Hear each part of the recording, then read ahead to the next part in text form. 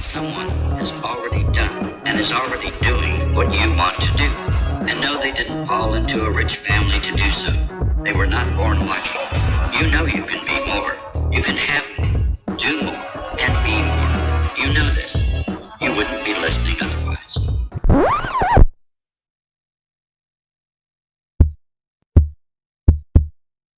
Hey, you guys, it's Mark Jones, your host of Millennial Market Talk, and this is the podcast that is intended to empower, not entitle, for the millennial demographics, and essentially this is our first episode, so thanks for joining, thanks for tuning in, thanks for listening.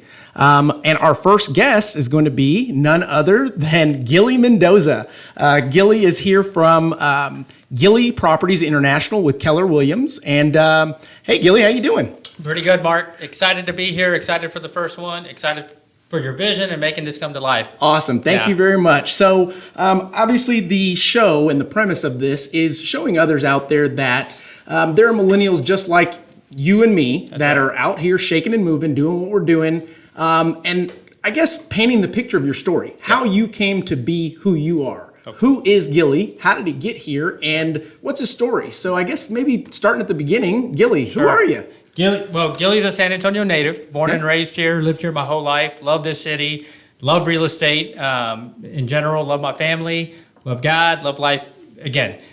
So started here, grew up in the south side of town, born and raised, lived there all throughout childhood, even after college, graduated from those schools as well, down in that area. South side has been phenomenal to me. I think it was a great area and kind of shaped me of who I am today. And I would say probably more than work ethic was the biggest, resilience, being able to overcome some of the obstacles that happened to me down there. So in that part of town, I'd say it was fantastic for me. Okay, so when you say south side, and for those that are tuning in that are not from San Antonio, the south side of San Antonio would be, let's say, give us kind of something, some kind of marker, something down there. I describe it anything south of 90. So Brook City base, which has exploded, that's probably the closest landmark or the largest landmark to the south side. Okay, gotcha. Yeah. So over by, what is that, the Toyota plant, stuff like that? Yeah, very good. That would be Eagle a little bit further side. That's right, Eagle Ford Shell. Makes sense. Yeah. Okay, good deal. So you growing up on the south side, do you think that is maybe has a little bit to do with who you are? Maybe what was around? I don't know. I mean, tell us about that. I would say yes. So if you look at it from a socioeconomic standpoint, it is an underserved area. I would call it in some sense poverty, at least at the time that I was down there and where I grew up in that area. So I think for me, it instilled a mindset, a very strong mindset, resilience. I've always wanted to grind. I think that's where I got that, wanting to just get out there and work, make some extra money. And so I always did everything and anything you can do to make extra money. Makes sense. And sales was where it was at. I didn't realize that I was a salesman down there. And I'm like, man, but I sold everything I can get my hands on, everything. And that started, I would say, literally probably like since the age of 6 years old. I credit my mom for that. My mom actually used to have us go outside in our front yard right off Commercial. That's because there was a bunch of flea markets, Highway 410. Sure. We would sell Rosbus, candy. Wow. This would be me and my older sister.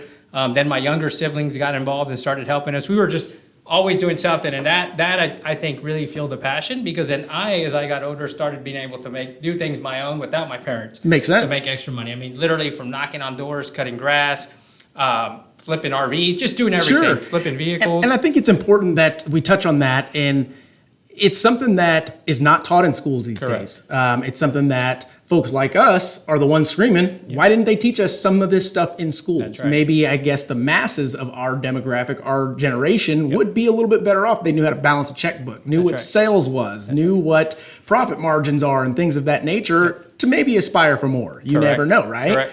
But I can tell you sitting here today that you are somebody similar to myself who started in the same kind of beginnings. And that leads me to, yes, we're the same in regards to coming up, and we didn't have much, but our parents were the ones that kind of pushed us to strive for more and showed us a little bit of what it is. That's right. Yeah? That's right. I would agree. My parents always wanted better for us. They were both blue-collar workers. My mom, just perspective-wise, she was our cafeteria lady at school. Then she would go home with us. Every summer job, she would do something where we can be there. Like she would do Parks and Recreation. That way, basically, we would be babysat there, and she would still be working.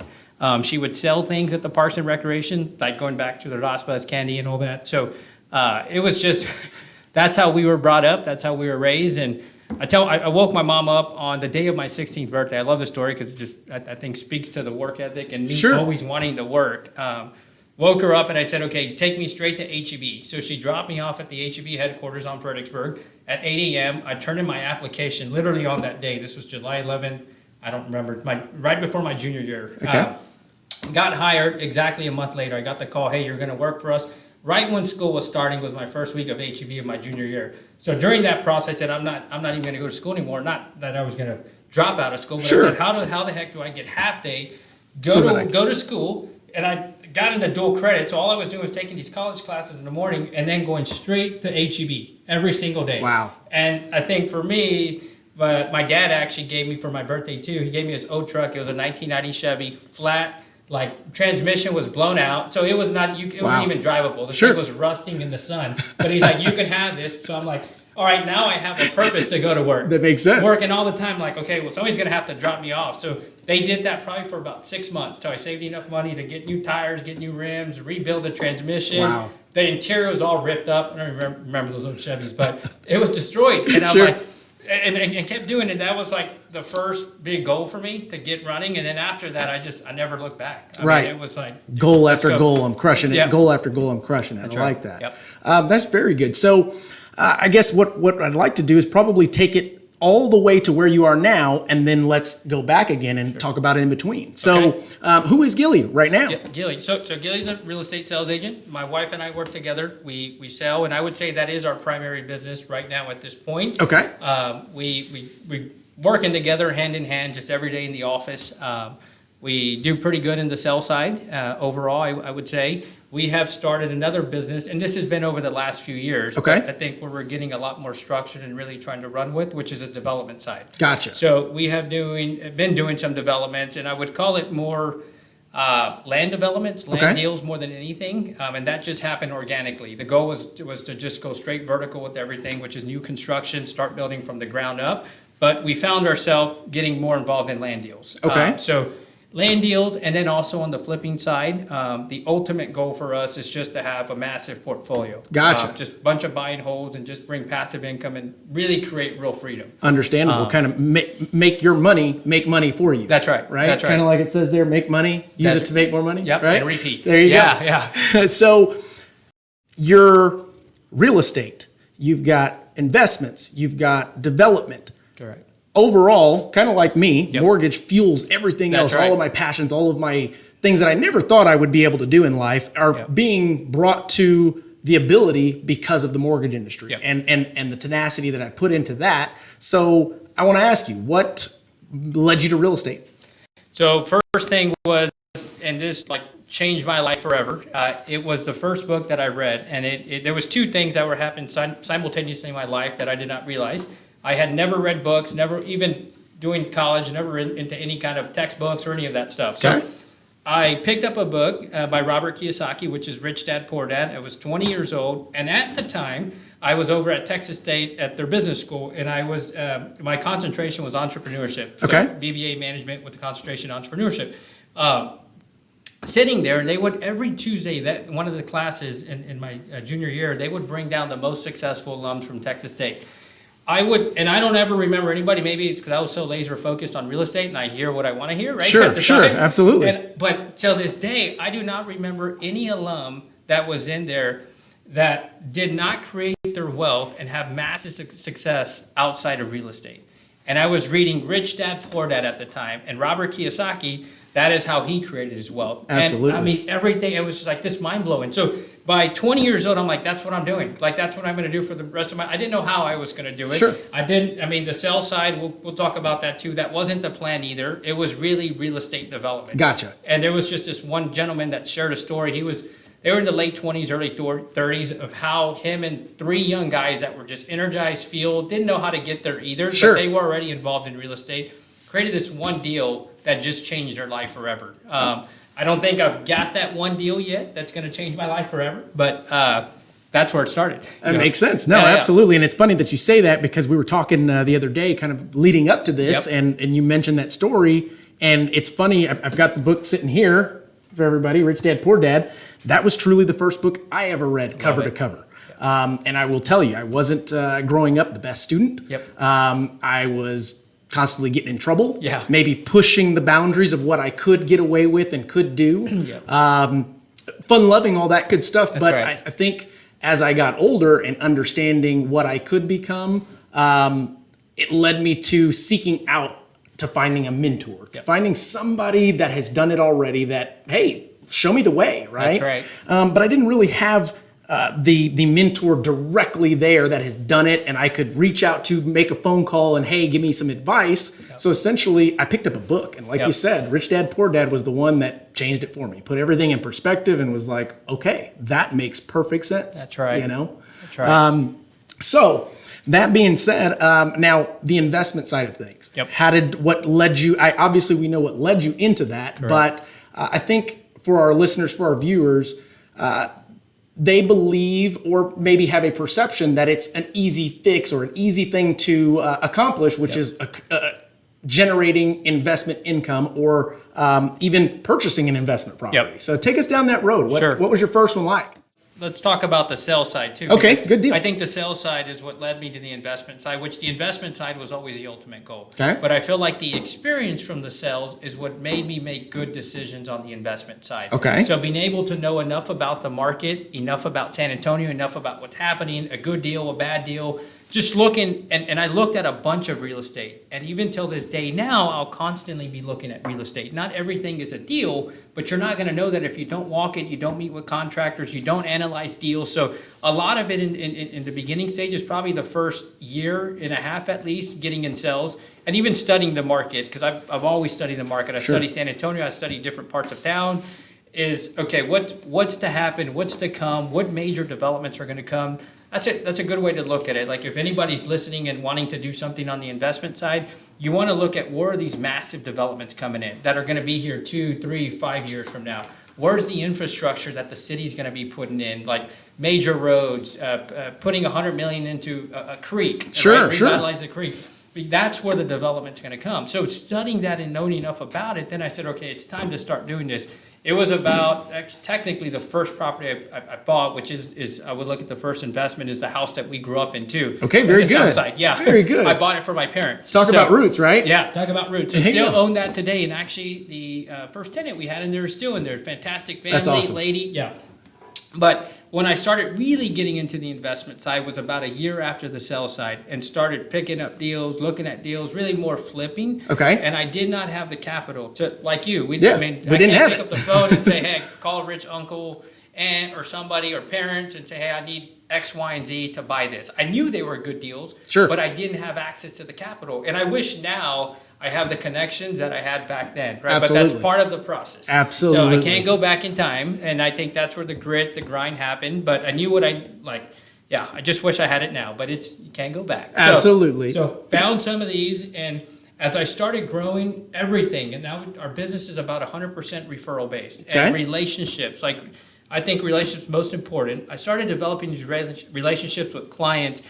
People with high net worth, with capital. And so now we started having these opportunities to say, okay, here's private money. I trust you, go out and do this, go buy it, and you just pay me a return. Same thing on the hard money side.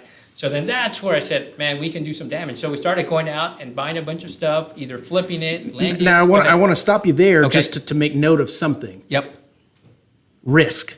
Risk is something that I believe every entrepreneur, every I wouldn't go as far as every salesperson, but at the end of the day, every entrepreneur mindset, whether you're millennial, Generation X, does not matter. There's a risk at some point that you've got to determine, is the risk worth the reward? That's right. And how much work is going to go into it? And despite the amount of work, am I going to get my return and make sure that I make good with whoever is loaning me this money or giving me the opportunity to move forward? Yeah, that's right. That's right. And I've always had that. And with risk, this Robert Kiyosaki, he's actually changed my mindset on that completely. Like my whole thoughts is that if I lost it all it wouldn't matter. Like I know that I can rebuild it. Absolutely. I will always keep my word. And if I tell somebody we're going to pay them X, Y, and Z, that's what we're going to do. That's right. The only deal I lost money on in real estate was because of that. Because I committed to actually a client ironically bought a property that we had, an investment, way months before it was done for a price. Sure. It turned out we went significantly over budget. I lost $35K. That's the only time I've ever lost money. Understandable, in real estate. yeah. But that ties into my values, right? I'm going to do what I said I'm going to do. I have to honor that.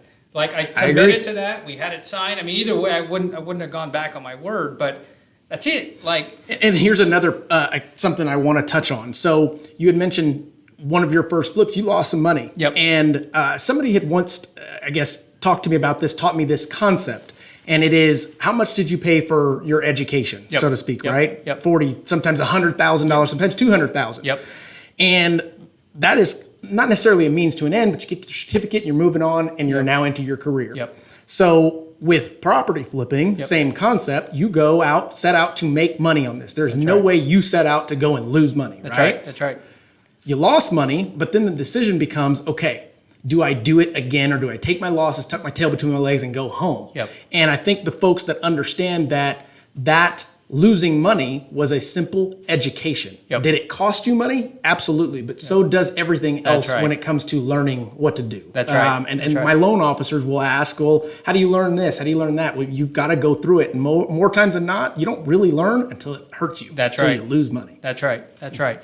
And at the time, I wasn't in a position to lose money either. Right. I was in a position, and if I would have knew that, I would have done everything I could to hold on to the property Sure. as long as I could. If you fast forward now a year, 2 years from after that, because this was close to downtown, it would have been way above breaking even at Makes that sense. time. But I didn't know that. Sure. I didn't have somebody either, a coach or a mentor, other than looking online or picking up books Sure. to see what they did, that I can pick up the phone and say, hey, what would you do in this position? It's Absolutely. all trial and error Absolutely. and learning myself, which I would not change by no means. And I think that's what we're trying. That's what we're doing. I don't Yep. really like the word try, but I think that's what we're doing here. Is we're articulating and displaying to the folks out there listening that there is no easy street. That's right. And that's why I have this book here. Everybody takes the stairs. If Yep. you're trying to get to where we're aspiring to continue to be, because I would imagine that you're not where you want to be end goal, nor am I. That's right. I'm not done. Yep. I feel Yep. like I'm just getting started. That's right. And I want folks to know out there that you've got to take those risks. Yep. You've got to put yourself out there, and then you've got to work your tail off until it's done. That's right. Right? That's right. And then once it's done, do I do it again? Yep. Right? That's exactly right. Very And good. enjoy the process while you're doing it. I think strong-minded entrepreneurs, like, they don't get down for this. I did not get down. Yeah, maybe it took me out for a little bit, but it didn't take me out forever. I'll tell you the biggest one that really helped me, and this is, we can just kind of backtrack Sure, here sure. too, but going into when I was in college, so I graduated with like 13,000 in student loans. Sure. And that's not much. That's not much, for yeah, having no, a you're right. BBA, right? But that's also because of finances. I was able to get some financial aid Good as deal. well. And then I was also I was working throughout college the entire time. Gotcha. I would work full-time at HEB and I would go to school full-time. Gotcha. The reason for that, I didn't want any kind of debt. Okay, so the first, when I really started taking out loans extra, like I would never take them out to go party, any of that, like just Understandable. cover what I needed, and I worked to cover all the other expenses, Sure. including utilities, was when I got in this crazy car accident. I started taking out student loans. I had $3,000 in extra student loan money, and I'm Okay. like, what the heck am I going to do with this? I don't want to go blow it on anything. So I went and bought all this restaurant equipment. Okay. And you probably see these guys and girls for Fiesta doing these food booths. Sure, sure. I was, I think, 19 or 20 maybe. Bought $3,000 worth of student restaurant equipment. I bought a trailer. I bought a grill. I bought all this stuff. I set up a food booth. I did two, actually. The Okay, first time I ever okay. did this at Fiesta. Wow. Yeah, 2 food booths, dude. Not knowing what to expect. Got crazy, slammed with people.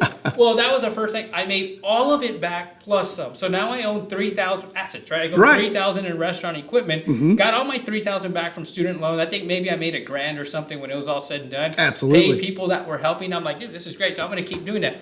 Kept doing that. Kept making 1,000 here, 2,000, just extra money. Now, I would imagine at this time you didn't know business account.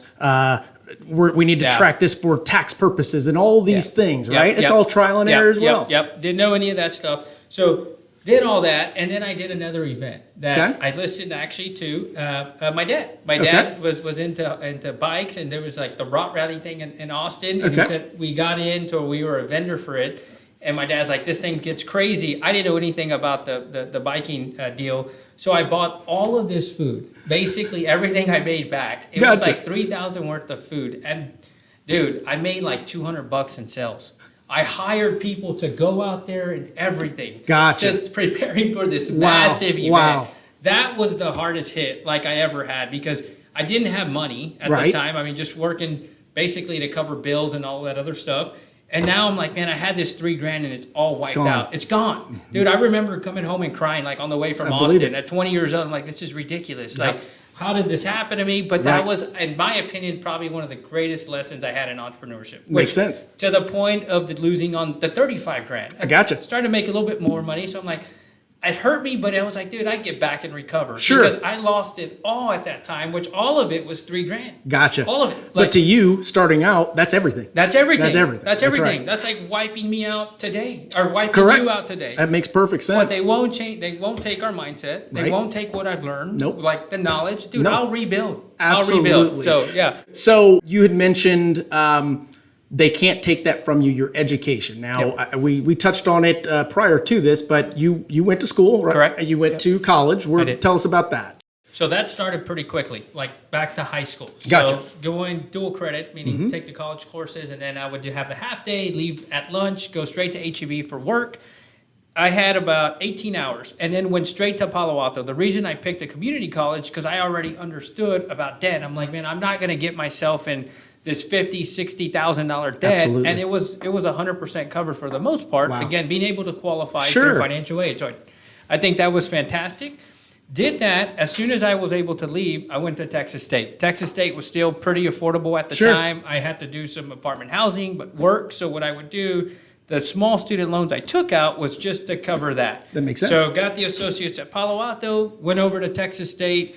Everything is great. Life is happening, right? And again, going back to the life is happening, life happened to me. So there, my junior year, having a fantastic time, but also got hit with a crazy car accident. And it was very tragic. Sure. And that was really, really, really life-changing for me. There was two things happening in my life.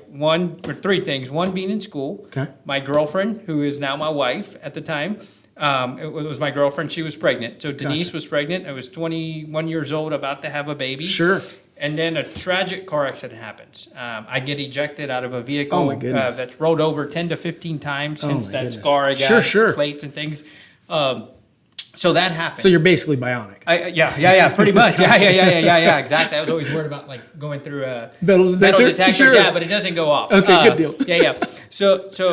So that happened, and lost a very good friend of mine. And I'm sitting here in this hospital, wiped out, like not knowing what happened. Literally Sure. not knowing what happened. I mean, I'm on all types of morphine. I didn't know I broke everything, like crushed every bone in my face. Had to pull down, get the plates and screws. Wow. Like broke ankle, hip, pelvis, finger. I mean, I'm not moving. Gotcha. And so, not knowing anything, I look in the mirror 3 days later in this hospital bed, and I'm like, dude, knocked out 7 teeth. I can't even Sure. tell who I am. My Who is body's this guy? huge, Yeah. swollen, and everything. And I find out about my friend in that process while I'm in the hospital, and I'm like, man, I lost a great friend, David, and it changed my life and the way I look at things. And I really think that actually fueled another passion in me. Okay. To know that, dude, I can't look back. Like, I've got what I've got right now. Right. I get out of this hospital in there for about 30 days.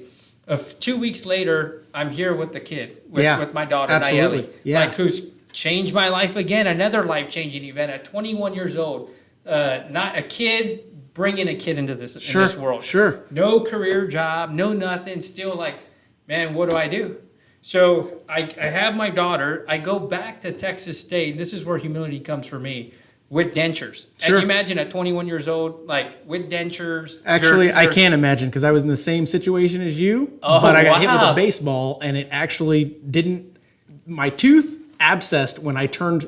I think I was 21 at the time. Wow. Woke up one morning, my face was blown up, and, Yep. and then At that time, I'm by myself. My parents are not paying for anything. Yep. So I'm having to go and get surgery and implants, and there's $3,000 per implant, Yep. and then they reject, and all of a sudden, dang it, what do I do? And That's we right. put the dentures in for a little while Yeah, until yeah, we yeah. figure out the next step because I'm out of money. Yep. How old are you when that happened? I was 21. Dang, you got a little No in joke. common. Yeah, absolutely. No joke. This is looks good, don't it? Yeah, it does look good. Now Yeah, people yeah, ask me, about why mine. do you smile so much? Because it was expensive. That's right. Very expensive. Yeah. true. Yeah.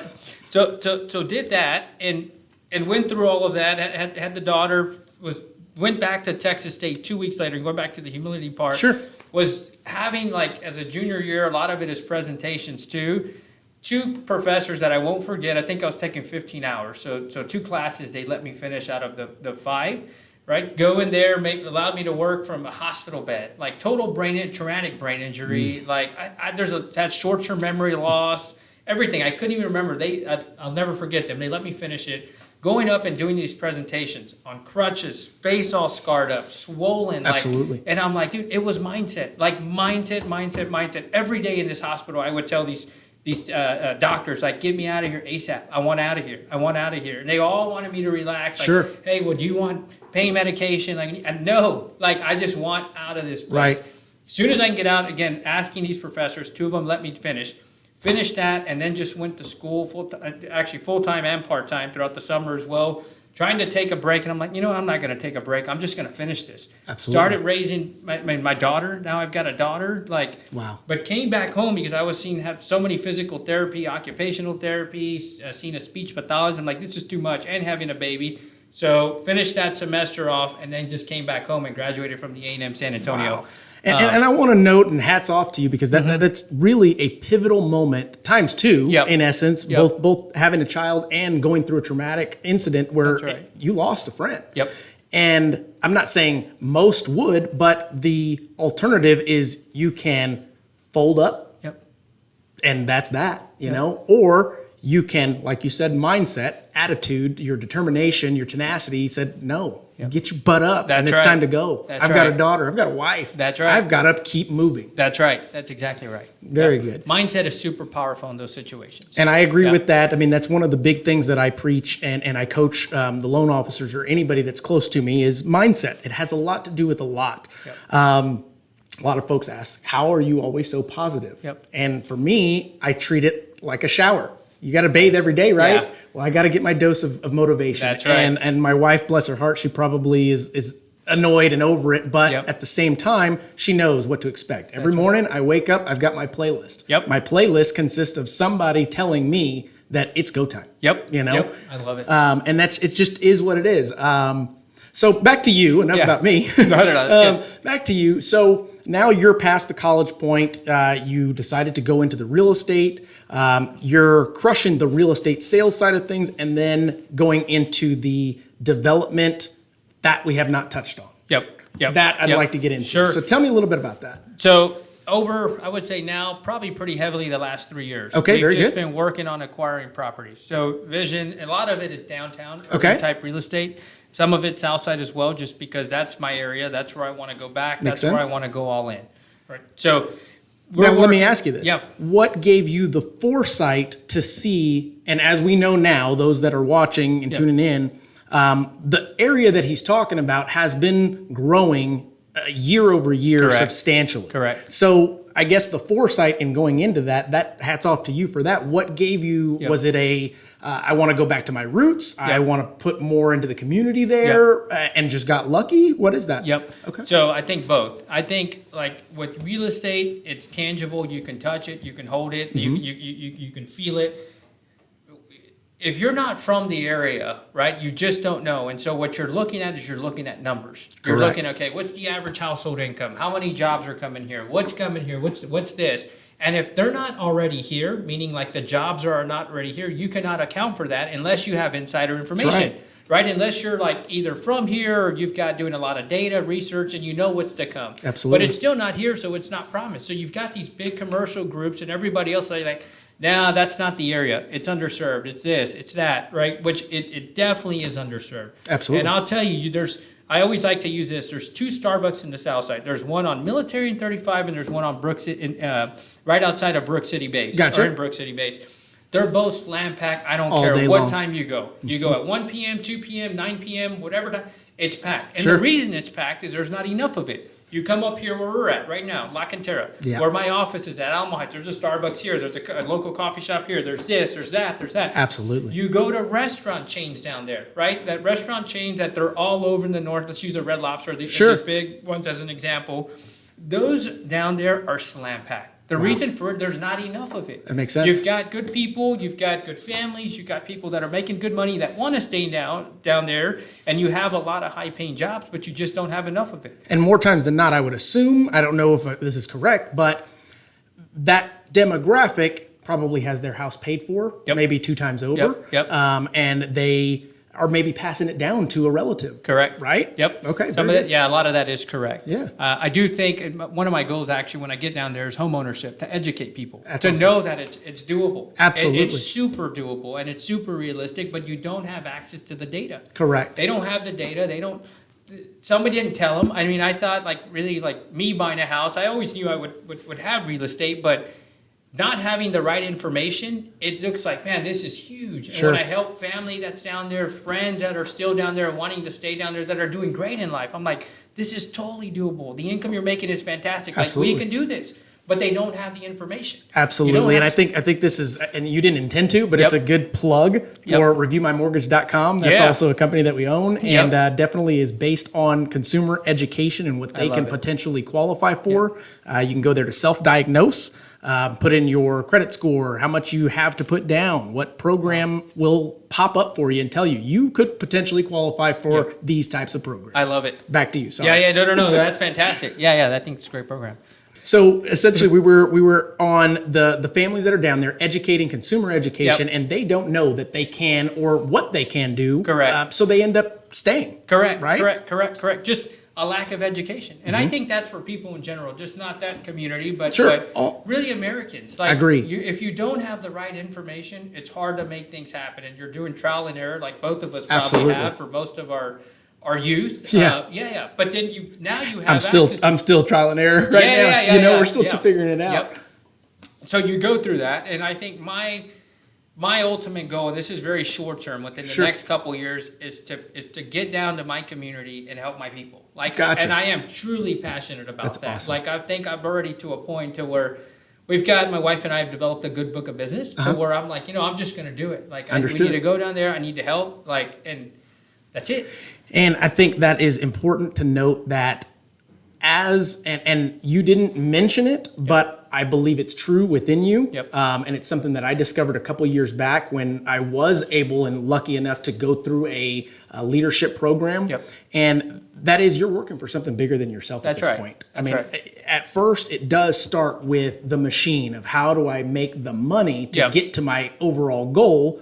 But then once you do, there's just kind of a change. Yep. In me, it happened to me, and I'm just assuming Yep. that it happened to you. That That's right. I've made it, but I'm not there yet. That's right. And I now want to work for something bigger than myself. That's right. And right now, I mean, it's just been sales, and going out and grinding. I'm like, this year is really where I'm going to put some real strategies and systems in place. And now it's time to scale it and make it a Absolutely. lot bigger than what Denise and I are doing. Like, it's just, I don't know. And that area is where I want to go in and That's go awesome. all in. That's Yep. awesome. I think something that the viewer should know is, and I want to say that this is the same mindset. Yep. The best way to predict the future is to create it. Yep. Right. Yep. And I fully Yep. feel that that's what you're doing. That's you right. have the vision.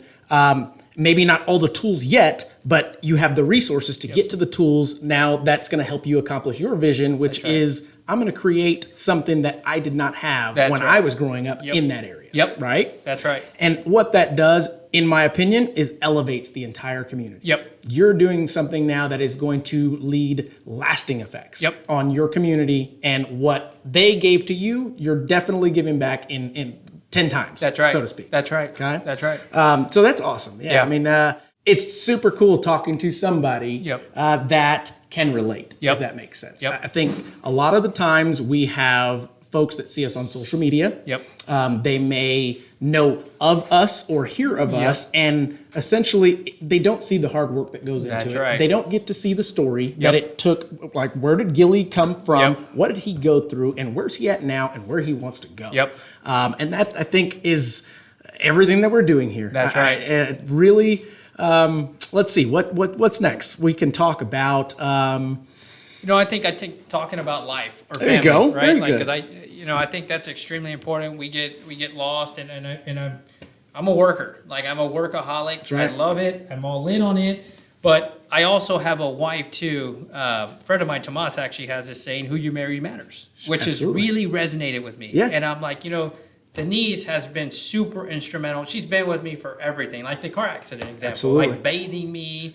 I mean, just through thick and thin. Sure. When we had no money to doing good, to now Absolutely. she's doing her own product invention, which That's we're awesome. super excited about. Like, we're growing together. But Wow. when I come home at 8, 9, sometimes 10, I don't have to hear, like, where were you? Mm-hmm. Like, what are you doing? Like she's got my back. Like, Absolutely. she knows what it takes. She grew up with parents that are entrepreneurs, Sure. which I think is super helpful. Agree. But she is super instrumental in it. And I think for anybody watching that maybe is not married, or if you've got big goals and big visions, your partner's super important. Like, and that I would agree with that 100% wholeheartedly.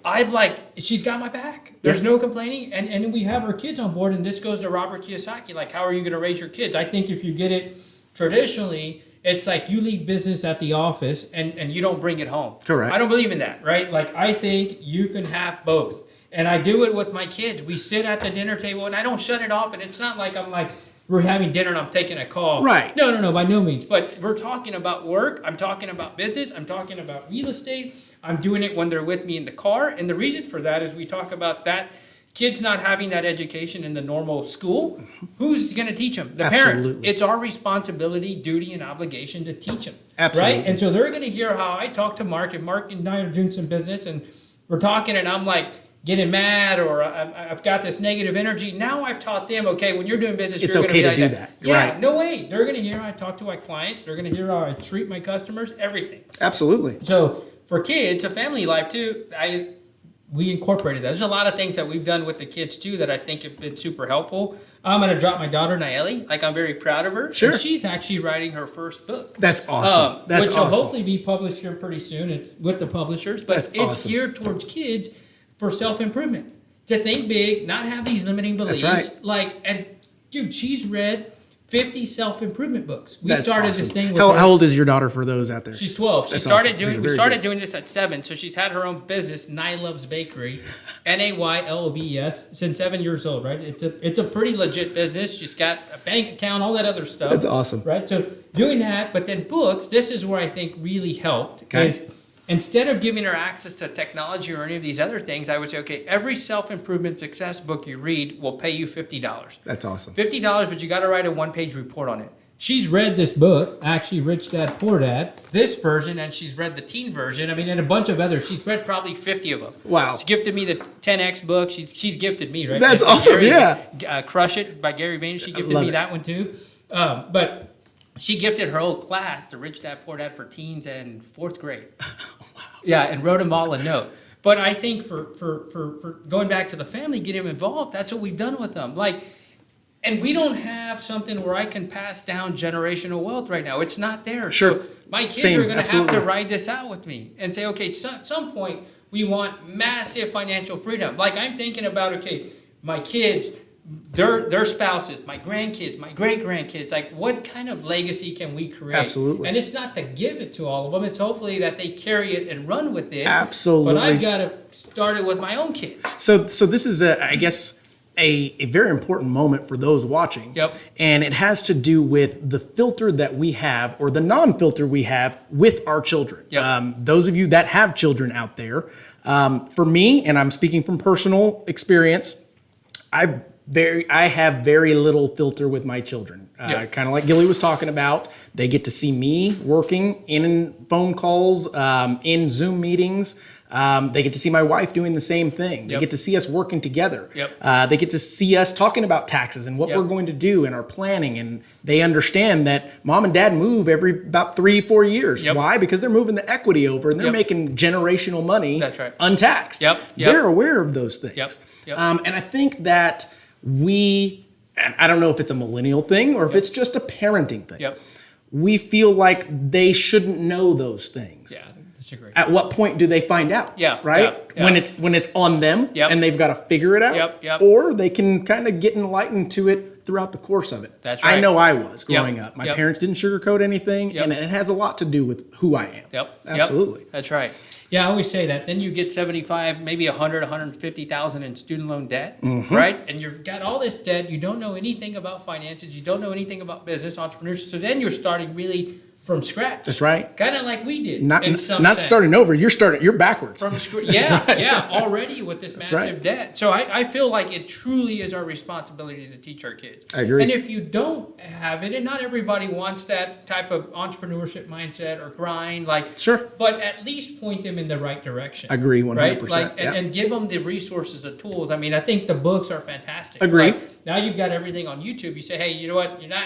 Like, half and half or something like that. Not everything. This is what I feel. My daughter, she's 12. She doesn't Okay. have access to any piece of technology, Gotcha. meaning that we've never bought her like an iPad. My mother-in-law gave her a Kindle. I took that immediately at 4 years old. I Okay. put my name so she couldn't download any games. It became my account. Sure. Right? But she didn't have no phone, none of that. There are those kids at her age, which nothing wrong. I'm not knocking I agree, that, I agree. but with her, if you don't expose it to them, they don't know it. That's she true. doesn't know what it's is like true. to play a video game. She doesn't know what it's like to have her phone. Sure. Right? Because she hasn't had it. right. I'm going to give it to her, but And to those listening, we only know what we know. that's right. That's That's it. right. What you're exposed to. That's right. But she has no, or not that she did, she had a choice or did have a choice, but to read these books. Yeah. And I'll take another tip that I think is fantastic with Sure. kids in school. I mean, schools are really pushing kids to read books, right? Right. A lot of times it's like you can read whatever you want. So some of it is they're putting this content in their head. I don't even know anything about Goosebumps. I'm going to throw that out there. Goosebumps or Harry Potter. Don't know anything about these Gotcha, guys. gotcha. But you're reading this and you're like, man, how Seen the does it- movies.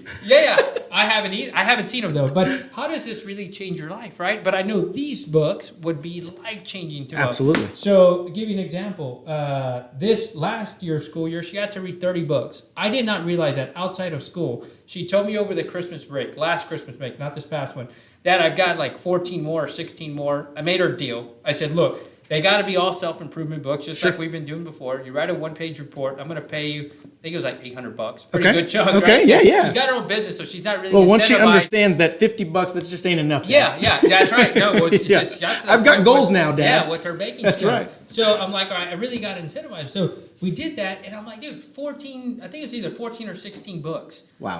How life-changing can that Absolutely. be for a 11-year-old kid? Absolutely. So- and I tell you, the books that I've read that have gotten me to where I am, in addition to the life experiences, Yep. those things stick with me. Yeah, exactly. stick, Yeah, you you just know? need one thing. You need Absolutely. one go nugget, and you're like, man, that can That change me stuck. forever. That's exactly For me, right. This book is assets. Like thinking like a house is an asset. It's not. It's It's really a not. liability. If it's not putting money in your pocket, it's That's a right. liability. Absolutely. Yeah. You're exactly right. Yeah.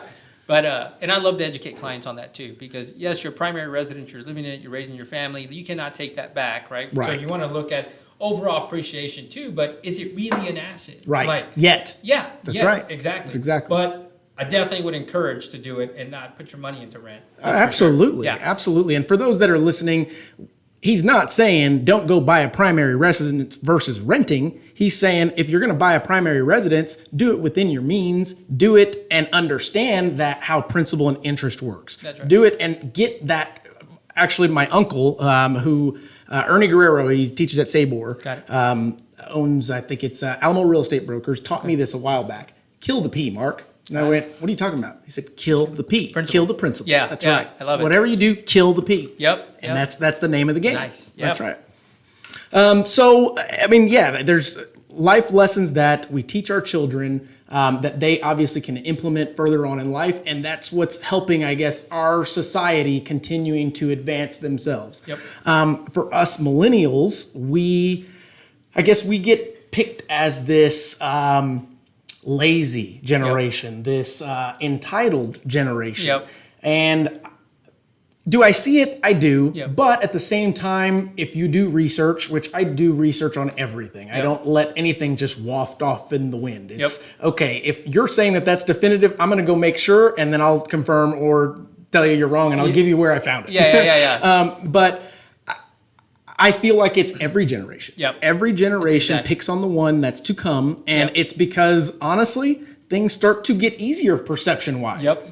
We've got technology. That's right. We've got automation. That's We've right. got bots. We've got internet. Yep. They didn't have those things. Yep. So, I mean, without getting political or anything like that, I just want that to be known that no, our life isn't easier because it's our life, right? Yep. We're in the generation that we're in. We're in the time that we're Yep. in. But do take note that we've got a leg up on the generation that came before us. That's right. Why? Because there's more available and faster. Yep. Right? Yep. So I just want to make sure that we articulate both from a standpoint of hard work, all that good stuff, but a perception that we do have an advantage, guys. Yeah. We've got an advantage. That's Take right. advantage of it or not, but don't knock the guy that is. That's right. If that makes sense. And I think people overlook that, like, for us, our generation, the recession that we went through, right? Like 2008, 2009, right. 2010. I graduated college in 2009 in a recession. That's right. Like, I'm like, oh my God, I was making more at HEB, Sure. still being there for like 8 years, I think, than I was able to make trying to find a job, a career job. Makes sense. Like, and I'm like, I got a degree, I went through all this school. I think a lot of that just set people back. And the debt, the lack of education, like, you don't need $50, $60, $100,000 in debt. That's right. When you know your job is going to be, this amount is going to be X, Y, and Z. Correct. How do you get out of that? It's going to take you 30, 40 years. Well, I do think it has to do with, and you can rebuttal it, Yep. but I do believe that the generation before us, our parents, Yep.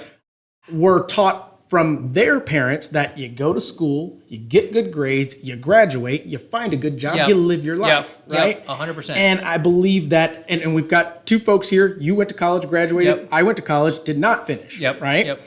I would not take back for a second the opportunity and the experiences that I've had in college. Yep. But I also will say that I now feel comfortable and confident enough that I can say in a room, I don't have a college degree, and Yep. that's okay. That's all right. That's right. okay. That's right.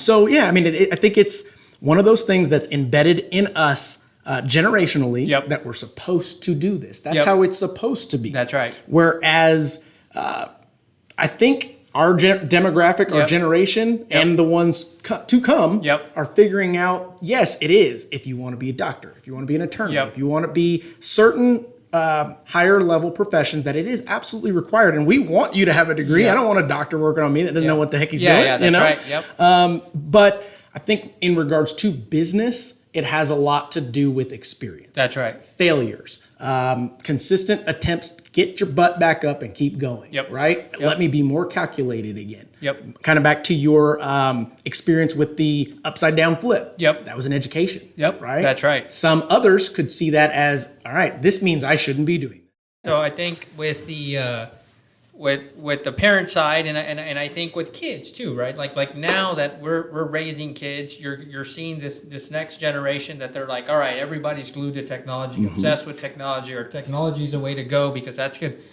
Other future jobs, there's going to be no middle class in Sure. the next 15 years. I agree. They're going to be replaced through technology. So you've got us so focused on the kids, and this next generation focused on technology. Agreed. Right? You've got access to everything at your fingertips. Like they're being educated in some schools through strictly computers exactly and right. laptops and everything else. But I think if we're forward thinking as parents, just like the generation above us is talking down on our generation, Sure. and our generation may say some bad things about this next generation, Sure. our kids. I think if we work on what I think can never be replaced is communication and people skills. Absolutely. And that's where this book goes, and them not having access. There's That's no so true. TVs in our kids' rooms or our room for that. I don't have that either Yeah, yet. you just don't have access to it, Not right? yet. And they're not going to crave it. The kids Sure. are they're not going to crave it because they don't know it. But if you get them how to have conversations like you and I are talking, Sure. like naturally they may not be that way, but doesn't mean that they're stuck. Like, oh, I'm an introvert. I'm an extrovert. Nah, that doesn't mean anything. Like, you can have a conversation That's right. like this. Feeling and talk to comfortable people. in your skin to talk about what you know. That's right. And how much do you think that will separate your kids, my kids? Huge. Huge. Huge. Right? Like Elon Musk needs a representative to go talk That's on so his true. behalf. My goodness. Yeah, That's yeah. right. Bill Gates is not the talker. No. Like they want somebody who's like confident, knows their product, and is passionate about it. Very Get true. in there and just tell the world. That's right. Like so, I think that's a way. If you're listening and you've got kids, separate your kids. Is get them to talk and have good communication. Get them to read. Because Absolutely. the technology is going to be everywhere. They're going to have it at school. They're going to have it basically everywhere they go. You don't need to teach that. And everything is so user friendly too. I think that was I the other agree. thing. Kid is so smart. This thing is. They didn't have to figure it out. Yeah. It's so user friendly. It's allowed the 3-year-old, the 2-year-old to figure it out, and the 80, 90-year-old who's never had a smartphone in her life. Absolutely. And now these days, grandma's trying to be hip. Yeah. Teach me how to use the iPhone and teach me how to Dougie, right? Yeah. What? Nice. Yeah. I love it. So if you had to give, I don't know, maybe 1 or 2 secrets to success, aside from the kiddos, just in your life that maybe somebody can take back. And I know that this show thus far, we've given plenty of very valuable information that somebody can take, and we're hoping that it inspires somebody to move forward, go out there and do what it is that you were set out to do, and fail several times. But if there were 1, 2 things that you could tell someone that could save them the trouble later. What I like to call it is don't step on the same landmines that I have already. Right? What would that be? And I don't know if you know it already. If you got to think, by all means. Sure. So I would say for me, it's like, and I think this will help people as well, is find out who you are and put some real values in place that are going to take you. And then every time you're making a decision, it falls in line with what you believe and what you think is the right thing. So for me, it's work hard. You've got to work hard. Like there's no, as we talked about, especially if you're not coming from anything or you don't have resources, you don't have a connection, your parents are not wealthy, you're not inheriting a business. Sure. Work hard. Dude, hustle beats talent when talent doesn't hustle. Like, I love that quote, man. right? Like, It's true. You can outwork somebody. That's right. Like I can outwork somebody who's got the gift that inherited their mom and dad's. That's okay. I don't care. I'll outwork them, and I'll find the people that, like you and I, have been self-made, that believe in us and say, okay, man, I want you a part of this, or let's do this together. Absolutely. Right? I'm not worried about that. So I do feel like working hard is number 1. Okay. Number 2 is do the right thing every time. Love it. I think we all know right from Love wrong. it. And if you don't know right from wrong, or you grew up doing some bad things or whatever, like that past doesn't dictate what your future is going to be. And I agree with that wholeheartedly, because I'm in the same situation that growing up, I didn't always do the right thing. Yep. But I do know That's now right. in life. That's right. The right thing is what needs to be done every time. That's just right. like you said. That's right. And number 3 is do what you say you're going to do.